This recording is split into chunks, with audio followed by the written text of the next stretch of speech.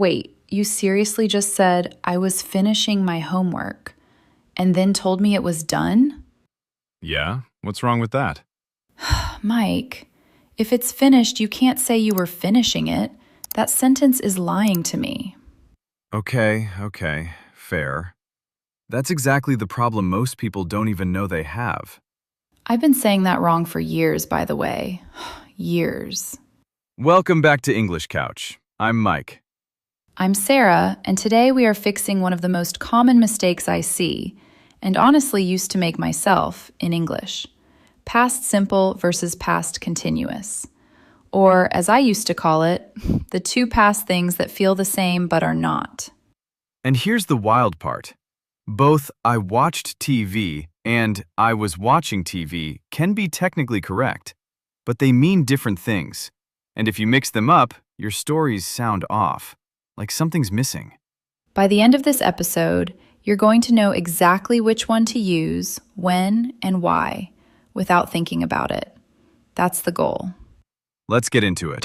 Okay, so Mike, give me the simplest possible way to think about this. All right, past simple. I watched TV means the action is done, complete, over. You watched it, the end. Like a receipt. I did this thing. Exactly. Now, past continuous, I was watching TV, means you were in the middle of it. You were inside the action at some point. Oh, so it's like a snapshot? Like a photo of you mid-action? That's actually a perfect way to put it. Past simple is the whole movie. Past continuous is a freeze frame. Okay, I love that. So, what did you do last night? That's asking for the movie. Right.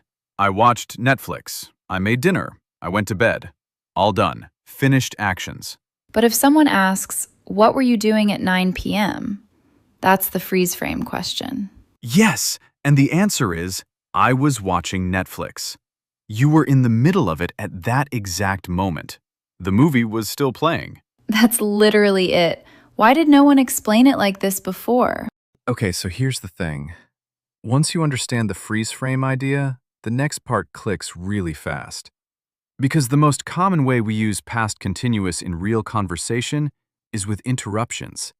Oh, yeah. Like when you're telling a story and something random happens. Exactly. The structure is, I was doing something when something else happened. The first action is your background. The second action bursts in. Exactly. The structure is, I was doing something when something else happened. The first action is your background. The second action bursts in. Give me an example. I was taking a shower when my phone rang. The shower is the background.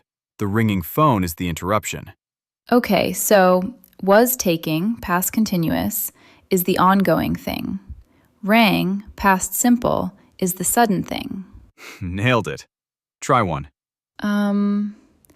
I was walking to the coffee shop when I realized I forgot my wallet. Perfect.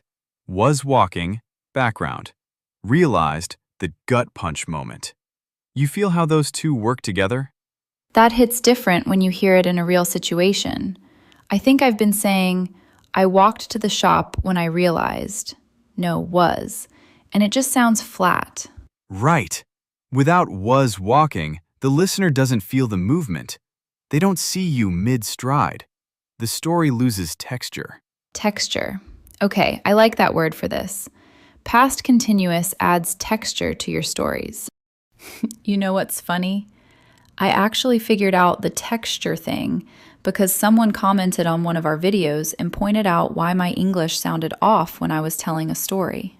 Which, by the way, if you're not subscribed to English Couch yet, you're missing those comments. Real learners helping real learners. Hit subscribe. Seriously, takes 2 seconds. We'll wait. Done? Cool. Let's keep going. Okay, wait. I have to ask about the mistakes because I know I've made all of them. Oh, for sure. The big one? Saying, I did watching. Like, I did watching TV yesterday. Ugh, I've heard that. Why does that feel wrong? Because did is already the past tense helper. You can't attach it to an ing verb. It's either I watched or I was watching. Never did watching. Okay, what's another one? Using past continuous for something super short and complete. Like, I was buying a coffee this morning. When you just walked in, paid, and left. That was fast. No duration. So, I bought a coffee is cleaner. So past continuous needs space, time. It can't be a 2-second thing. Not always, but it feels most natural when there's some sense of duration, or when you're setting the scene for something else that happens. Okay, so the golden rule is if it happened fast and it's done, past simple. If it was happening for a while or it's the background for something else, past continuous. That's the cheat code. Screenshot that.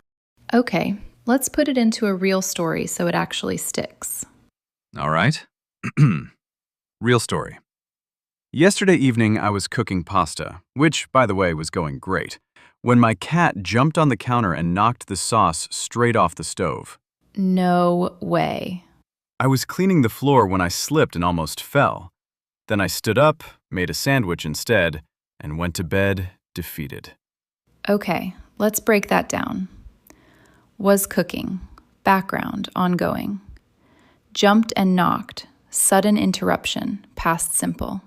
Then was cleaning, background again. Slipped, the new interruption. And made a sandwich, went to bed. Pure past simple. Just facts. Done actions. End of the movie. That's exactly how natural storytelling works in English. You switch between the two without even thinking about it, once you know the pattern. I feel like that story just made me remember all 3 rules at once. That's the point. Okay, challenge time. And this one's fun, I promise. We want you to write a 3-sentence mini-story in the comments using both past simple and past continuous. It can be real, it can be made up, it can be completely ridiculous. Example. I'll do one. I was listening to music on the bus when I accidentally sang out loud. Everyone stared. I looked out the window and pretended nothing happened. Perfect. Was listening, background. Sang out loud, interruption. Stared, looked, pretended. All done, all past simple. Your turn. 3 sentences. Drop them in the comments. We actually read those, and the best one might end up in the next episode. No cap. We read them. Do it. All right, next time someone asks you, "What were you doing?" you're ready. No more accidentally lying with your verbs.